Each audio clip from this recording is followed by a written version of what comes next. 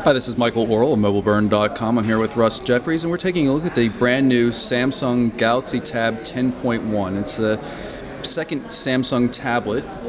This one runs Android Honeycomb, and Russ is going to power it up right now. You can see the new lock screen here. Kind of a strange gesture required to unlock it. So here's the new Honeycomb UI. You can see the new home screen layout. If Russ, you could pull up the menu manager here. Actually, here's the application screen. This is the main menu. Go back home here. This is the screen that you use to add new widgets to a home screen panel, or you can use it just to quickly jump from panel to panel. Say we can add another widget right there.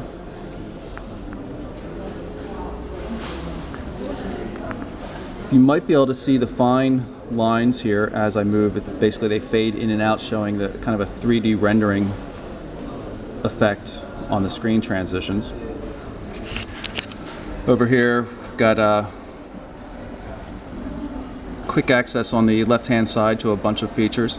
In terms of specs, this runs a NVIDIA Tegra 2. That's a dual-core 1 GHz processor. It has a, flip it around, you can see we've got a 8 megapixel camera with a LED flash on the back. Notice the new textured, not glossy, textured and contoured back makes it much more comfortable to hold it. You know, your fingers naturally rest right here. It really works pretty nicely. It's a little bit less than 11 millimeters thick in general. We'll take a look at the outside edges here. It's a SIM card slot. This is a GSM UMTS device. This is going to be running, first going to be partnered up with Vodafone. Dual stereo speakers, so you got speakers over here. It's a simulated surround, and then you've got speakers on the other side as well with the power button and the 3.5 millimeter headphone jack. On the bottom, you can see we've got the 30-pin Samsung proprietary connector. It's the same one used on the Galaxy Tab. Up top here is the volume rocker switch. We've got a microphone right there, if you can make that out. And on the front of the device, there is a forward-facing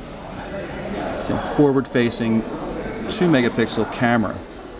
Now the battery on this thing is absolutely massive. It's 6860, so 6,860 milliamp hours. Really massive. The entire thing weighs about 21 ounces. Surprisingly easy to use. Definitely has a more natural feeling form factor than the Galaxy Tab with its 7-inch display. And in terms of resolution, this is 1280 by 800 pixel screen resolution, and as the name Galaxy Tab 10.1 suggests, it's a 10.1 diagonal display. Now, one of the things we got here is a new status area down the bottom. If Russ can pull this up, you can see we got quick access to settings, times, signal strength, all that kind of stuff. Really kind of cool.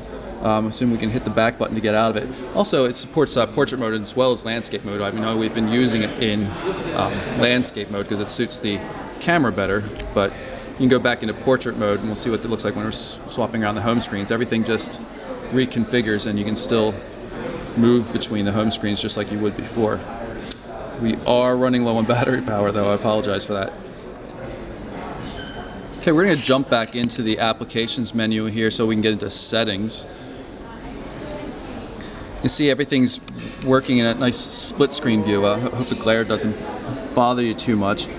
But definitely an improvement over the very straightforward looking list views that you see in the regular Android 2 series OSs.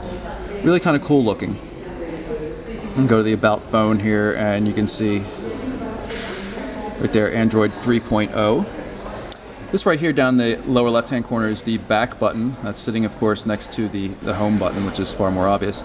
Also in the apps screen you've got My Apps and All, so you have some sort of sorting ability. I have to admit I'm really not familiar with Honeycomb. This is my first time playing around with it, but overall pretty cool, and I'm really quite pleased with the hardware, and the display is quite beautiful. It's called they're calling it an enhanced TFT. Seems to be something similar to Super AMOLED in that there's no air gap between the capacitive touchscreen layer and the actual display layer.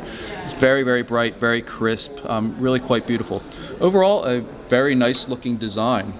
So again, that's the Galaxy Tab 10.1. I'm Michael Orrell with Russ Jeffries from MobileBurn.com.